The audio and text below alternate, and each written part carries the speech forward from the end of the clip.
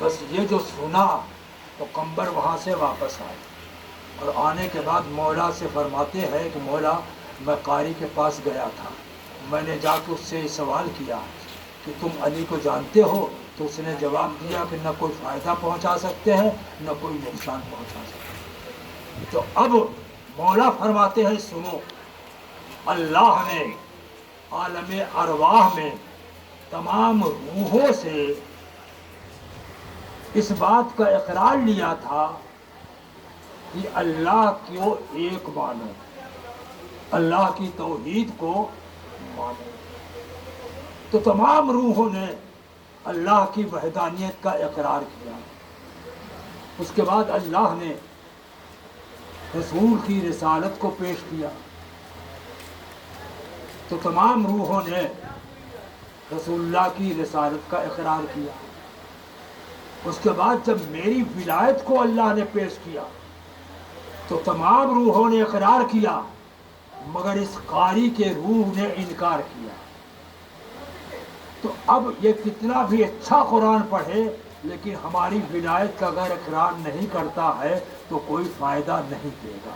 اسی طریقے سے کوئی نماز پڑھے، روزہ رکھے، حج کرے، زکوٰۃ دے، خمس دے، سب کچھ کرے، لیکن اگر ان کی ولایت شامل نہیں ہے تو اس کو کوئی فائدہ نہیں پہنچ سکتا۔ صلوات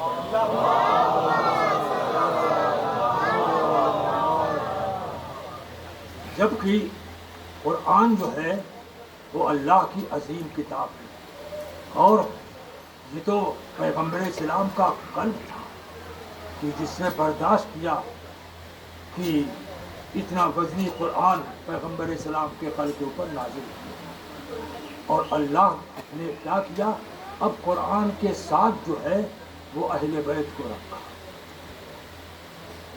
جس طریقے سے قرآن پاک و پاکیزہ ہے اسی طریقے سے اہل بیت بھی پاک و پاکیزہ ہے۔ ان کی شان میں قرآن آواز دیتا ہے، انما یرید اللہ لیذھب عنکم الرجس اہل البیت ویطہرکم تطہیرا، یعنی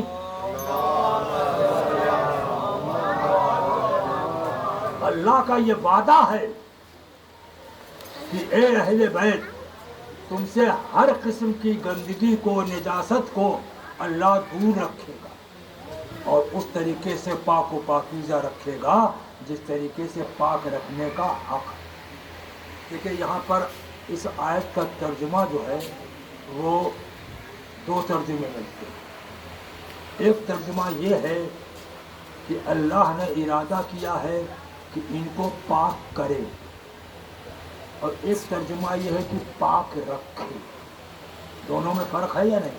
میں مثال دوں، یہ میرے ہاتھ میں رومال ہے، میں آپ کو دوں، آپ سے کہوں کہ اس کو پاک کیجیے، تو کیا مطلب ہے؟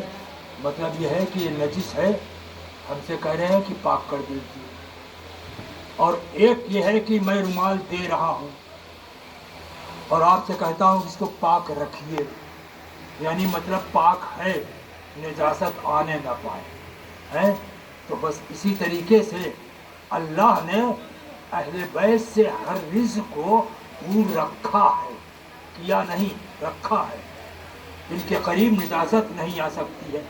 جھوٹ بھی رزق ہے، بت پرستی بھی رزق ہے، تو اس کا مطلب یہ ہے کہ یہ نہ جھوٹ بول سکتے ہیں اور نہ بت کو پیشانی جھکا سکتے ہیں۔ اسی لیے علی بن ابی طالب کو کیا کہا جاتا ہے؟ کرم اللہ وجہہ، یعنی ان کی پیشانی، ماتھا جو ہے کسی بت کے سامنے نہیں جھکا تھا، اس لیے آپ کو کرم اللہ وجہہ۔ تو قرآن جیسے پاک ہے ویسے ہی اہل بیت قرآن کے ساتھ ہیں، وہ بھی پاک و پاکیزہ ہے۔ قرآن معجزہ ہے۔ معجزہ کس کو کہتے ہیں؟ کہ جس سے عام انسان اس چیز کو نہ کر سکے۔ اللہ نے نبیوں کو، رسولوں کو معجزات دیے، جیسے رسول اسلام کو معجزہ کیا ہے؟ رسول اسلام کو معجزہ یہ ہے کہ جب چلتے تھے تو گاچھ درخت جتنے تھے سب جھک کے آپ کا احترام کرتے تھے۔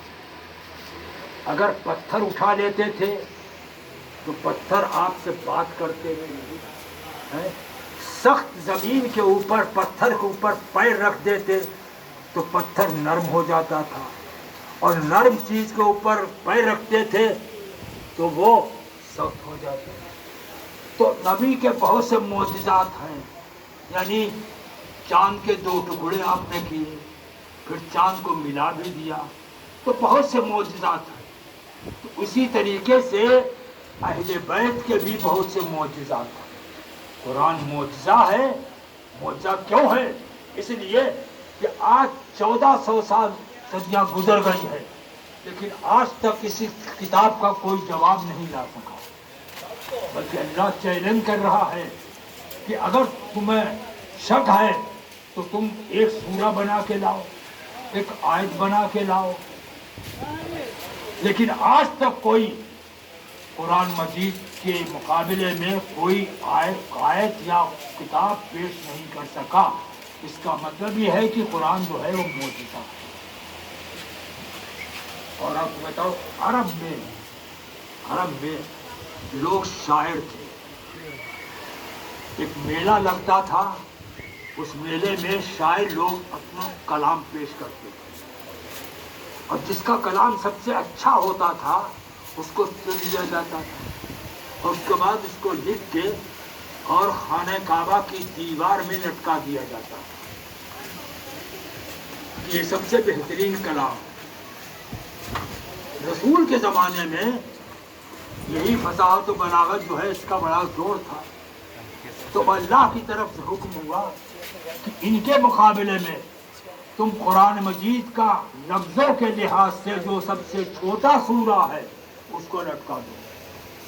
قرآن مجید میں 114 سورے ہیں، سب سے چھوٹا سورہ کون سا ہے؟ اِنَّا أَعْطَيْنَاكَ الْكَوْثَرَ۔ صلوات پڑھیں محمد والے۔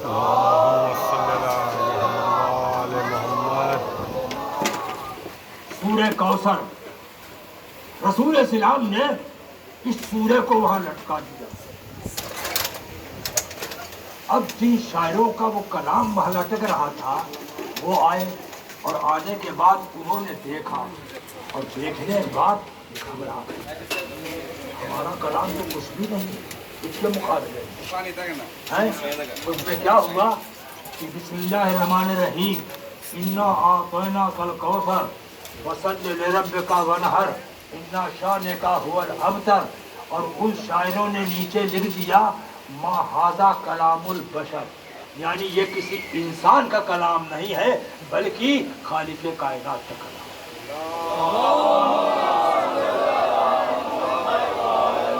تو میں کروں گا کہ دنیا والوں، جب ایک سورہ کوثر جو قرآن صامت ہے اس کا جواب تم نہیں آج تک لا سکے، تو بتاؤ کہ جو قرآن ناطق ہے ان کا جواب تم کیا لا سکو گے؟ صلوات پڑھیں محمد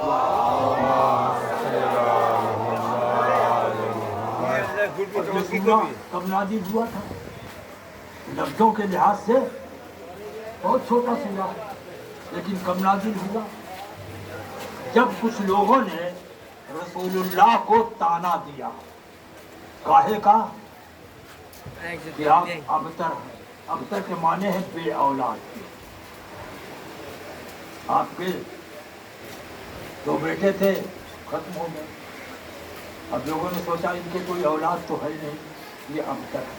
دیکھیں ایک بات یاد رکھیے گا، اگر کسی کے پاس مال نہیں ہے، مال کا تانا انسان برداشت کر لے گا، مکان نہیں ہے، مکان کا تانا برداشت کر لے گا، سواری نہیں، سواری کے تانا برداشت کر لے گا، لیکن اولاد کا تانا یہ انسان کے اختیار میں نہیں۔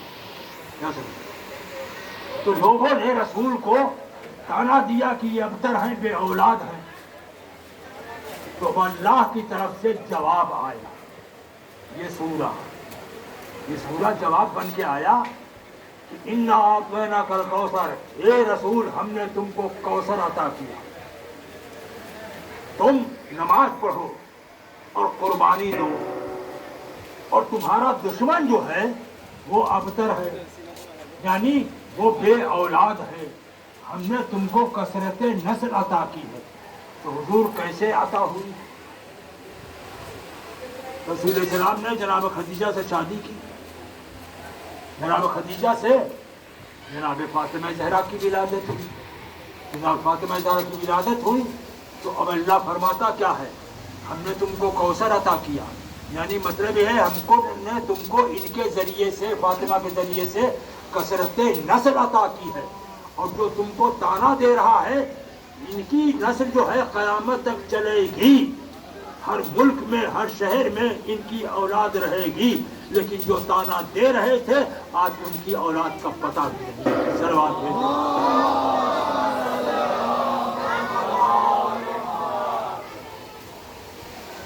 فاطمہ علی سے شادی ہوئی، علی سے شادی ہوئی، اس کے بعد دو بیٹے ہوئے، ایک حسن ایک حسین، دو بیٹیاں ہوئیں، ایک زینب ام کلثوم۔ اب دیکھیں یہاں سے نسل چل رہی ہے، امام حسین سلام کے بیٹے زین العابدین ہیں، اس کے بعد اب ان سے نسل چلنا شروع کی، تو خدا نے وعدہ کیا کہ ہم نے تم کو کثرت نسل عطا کی، دشمن جو ہے وہ مقتول نسل ہے، یعنی ان کی نسل جو ہے ہمیشہ ہمیشہ ختم ہو جائے گی، اور تمہاری نسل جو ہے قیامت تک رہے گی۔ آج کون سا ایسا ملک ہے جہاں پر اولاد فاطمہ نہیں ہے، اولاد رسول نہیں، ہر جگہ موجود ہے۔ تو یہ وہ سورہ ہے کہ جو گویا تفسیر بن کر آیا ہے، جناب فاطمہ زہرا جب آئی ہے تو گویا کہ سورہ کوثر کی تفسیر ہے۔ جناب فاطمہ زہرا وہ ہے کہ جب محراب عبادت میں کھڑی ہوتی تو نور چھنتا، رسول اللہ کے پاس اصحاب آئے اور آنے کے بعد کہنے لگے یا رسول اللہ آج مدینے کے در و دیوار روشن ہیں، منور ہیں، چمک رہے ہیں، یہ کیا بات ہے؟ تو رسول نے فرمایا اس کی وجہ کہا اس کی وجہ تمہیں معلوم کرنا ہے تو جاؤ، اور جانے کے بعد در سیدہ کے اوپر، فاطمہ کے دروازے اوپر جاؤ۔ اب وہ لوگ آئے، وہاں آنے کے بعد کیا دیکھا، ان کے گھر سے نور جو ہے چھن رہا، پتہ لگا کہ کیا بات ہے، تو لوگوں کو معلوم ہوا کہ جناب فاطمہ زہرا محراب عبادت میں کھڑی ہوئی عبادت کر رہی ہیں اور ان کی پیشانی سے نور چھن رہا۔ دیکھیں آج کل ہمارے آپ کے درمیان میں یہ دیکھا جاتا ہے، شادی بیاہ ہوتی ہے تو دونوں طرف سے دیکھا جاتا ہے کہ اچھا ہے، نیک ہے، پڑھا لکھا ہے، کیا سمجھے، تب شادی کا رشتہ ہوتا ہے۔ لیکن رسول اسلام فرماتے ہیں اگر علی نہ ہوتے تو کوئی ایسا نہیں تھا کہ جس سے فاطمہ کی شادی کی جائے۔ فاطمہ اہل بیت میں ہے، علی بھی اہل بیت میں ہے، فاطمہ معصومہ ہے، علی بھی معصوم ہے، اور آپ یہ سمجھ لیجئے کہ اللہ کا قانون ہے کہ معصومہ کو غیر معصوم کے ساتھ شادی نہیں کی جا سکتی، اس لیے کہ شریعت کا حکم ہے کہ عورت شوہر کی اطاعت کرے، اس کی ہر بات کو بجا لائے، تو اگر فاطمہ کی شادی غیر معصوم سے ہوگی تو اس کا مطلب یہ ہے کہ اس کا حکم فاطمہ کو ماننا پڑے گا، اور فاطمہ معصوم ہے، اس لیے کہ ان کی شادی جو ہے کسی اور کے ساتھ نہیں ہوگی بلکہ علی بن ابی طالب۔ بہت سے صحابہ آئے رسول اللہ کے پاس، یا رسول اللہ آپ مجھے اپنا داماد بنا لیجیے، یعنی مطلب ہے کہ فاطمہ سے میری شادی کر دیجیے۔ رسول خاموش ہوئے، کئی لوگ آئے، آنے کے بعد سب کو انکار کر دیا۔ اس کے بعد اب وہی لوگ جو آئے تھے رسول کے پاس شادی کے لیے، وہ کہنے لگا کس سے یہ کریں گے، بھائی ایک رہ گئے ہیں علی بن ابی طالب، تو چلے ہم لوگ ان سے پوچھیں۔ گئے، جانے کے بعد کہا کہ ہم لوگ گئے تھے فاطمہ سے شادی کرنے کے لیے، منع کر دیا، تو آپ جائیے۔ علی بن ابی طالب آئے، اور آنے کے بعد رسول اسلام کے پاس ادب سے بیٹھ گئے اور پوچھا یا علی کچھ کہنا چاہتے ہو؟ کہا کہ ہاں میں کہنا چاہتا ہوں کہ آپ مجھے اپنا داماد بنا لیں۔ بس عزاداروں کہ امام حسین یعنی علی بن ابی طالب نے اس کو منظور کیا اور آپ سے شادی کی۔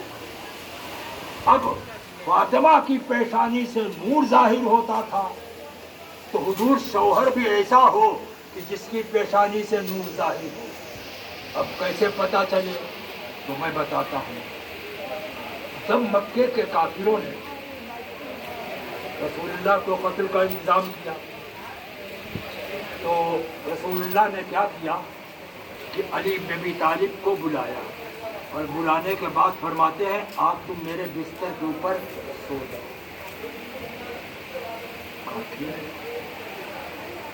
میں بہت مختصر بیان کروں، وہ سو گئے۔ اچھا ایک چیز ہے، رسول اللہ کی پیشانی سے نور چھلتا اور اس کی گواہ جو ہے ام المومنین جناب عائشہ، وہ فرماتی ہے کہ گھر میں ہماری سوئی جو ہے گم ہو جاتی تھی، تو میں تلاش کرتی تھی، ملتی نہیں تھی، تو میں انتظار کرتی تھی کہ رسول اللہ گھر میں آئیں۔ جب وہ آئیں گے تو ان کے نور کی روشنی میں میں سوئی کو تلاش کر لوں گی۔ تو پتہ چلا کہ رسول کی پیشانی سے نور ظاہر ہوتا ہے۔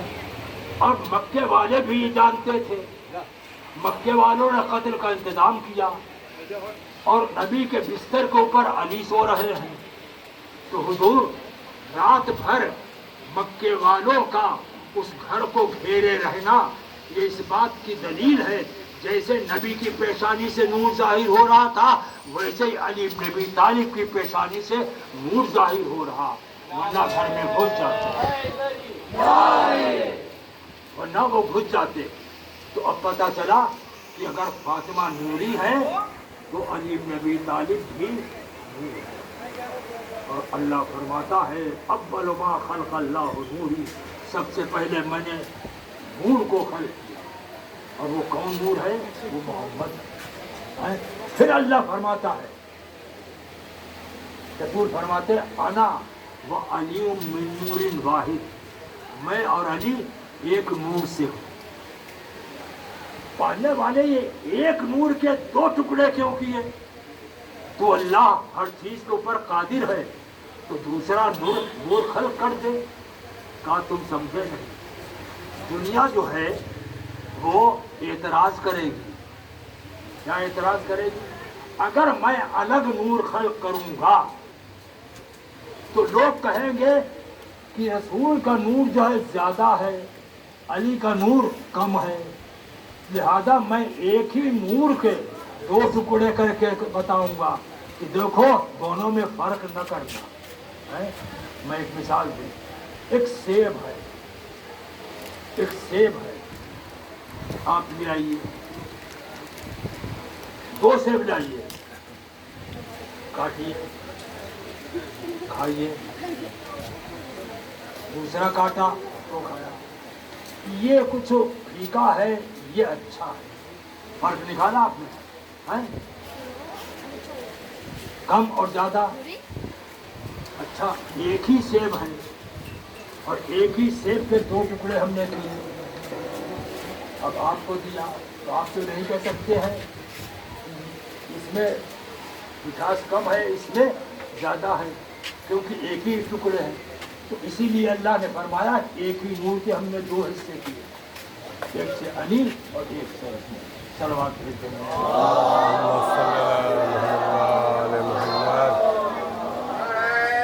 بہرحال جناب فاطمہ زہرا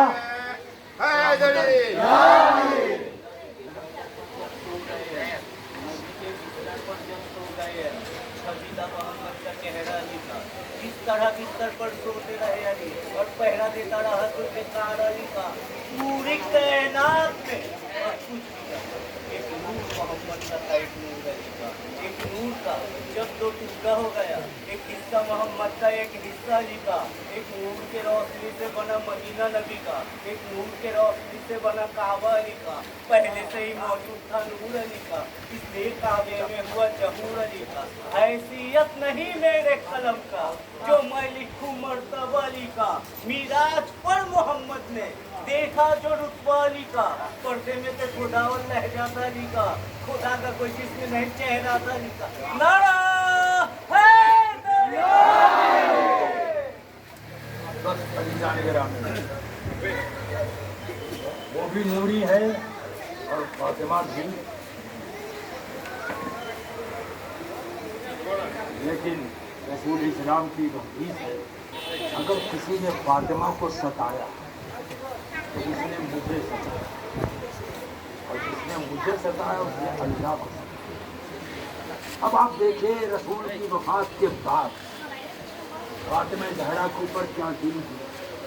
जनाब फातिमा ज़हरा खुद फरमाती हैं कि सुब्बत अलैया मसाइबुन लौ अन्ना, यानी बाबा आपके बाद हमारे ऊपर इतने मसाइब पड़े, अगर दिन के ऊपर पड़ते तो वो रात होता।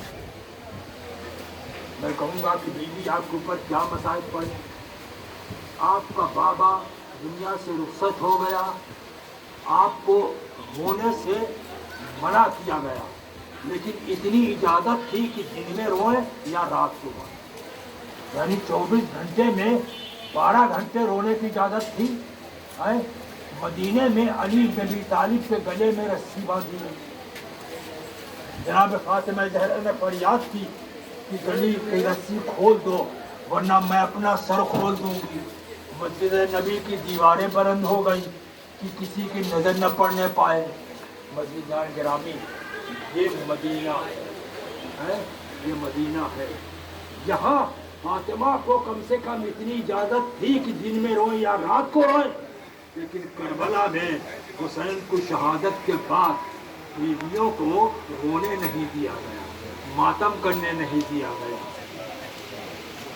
मदीने में अली बिन अबी तालिब के गले में रस्सी बांधी गई और करबला में इमाम ज़ैनुल आबिदीन अली बिन हुसैन के हाथों में हथकड़ी और पैरों में बेड़ी और गले में तौफ पिलाया गया। यहाँ फातिमा का घर जलाया गया मदीने में, और करबला में हुसैन के खैमों में आग लगाई गई। तमाम बीवियां खैमे से बाहर निकली।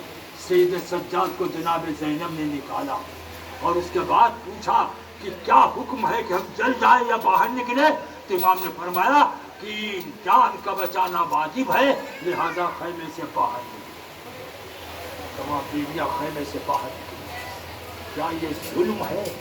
यानी रसूल की उम्मत ने रसूल की आल के ऊपर क्या जुल्म और सितम किया है, इसको कौन बर्दाश्त कर सकता है। हुसैन करबला में प्यासे शहीद हुए, असहाब अंसार शहीद हुए, और बीवियां भी प्यासी हैं, सब प्यासे हैं, जितने भी हैं सब प्यासे शहीद हुए। लेकिन अजीज़ान गिरामी याद रखिएगा, एक वो वक्त आया है कि जब आशूर की शब आई रात, तो उस रात में इमाम हुसैन सलाम खैमों का जायजा ले ये खैमे में गए तो क्या देखा कि जनाब ज़ैनब अपने दो बेटों को और मोहम्मद को बिठाने समझा रही है कि बेटो कल मामू के ऊपर बहुत बड़ा वक्त होगा, तो अपनी जान को बचाना नहीं बल्कि अपनी जान को कुर्बान कर देना। तो दोनों शहजादे कहते हैं कि मादर गिरामी कल सुबह होने दीजिए, तो देखिए मैं किस तरीके से मैदान में जाता हूँ। सुबह हुई और मोहम्मद हुसैन के पास आए, आने के बाद इजाज़त चाहिए, मगर इमाम जो है उनको मना करते हैं कि तुम जाओ खैमे में। तो मर्तबा जनाब ज़ैनब बच्चों को लिए हुए आई और आने के बाद फरमाती है कि मेरे बच्चों को इजाज़त दे दीजिए मैदान में जाने की, ये भी भूखे हैं प्यासे हैं। इमाम हुसैन सलाम ने और मोहम्मद को इजाज़त दी, मैदान में गए, दोनों लड़े और उसके बाद मैदान से आवाज़ दी कि मेरी खबर लीजिए। अब हुसैन जो मैदान में गए तो दोनों को उठा के लाए, खातिर आए, लेकिन खैमे के दरवाजे पर हुसैन खड़े, मैदान में हुसैन खड़े, दरवाजे पर फिजा खड़ी है और मुसल्ले के ऊपर जनाब ज़ैनब बैठी हुई है। एक मर्तबा तमने जंग बजा और ये कि औन मोहम्मद शहीद हो गए तो क्या हुआ कि इमाम हुसैन सलाम के चेहरे का रंग बदला, इधर फिजा का रंग बदला और उधर जनाब ज़ैनब मुसल्ले पर बैठी थी। एक मर्तबा आवाज़ देती है कि पालने वाले, मेरे बच्चे इस्लाम के काम आ गए हैं, मेरे महबूब तो इनको खुश रखना, इन्होंने कुर्बानी दी है और इस्लाम की खातिर इस्लाम को बचा लिया।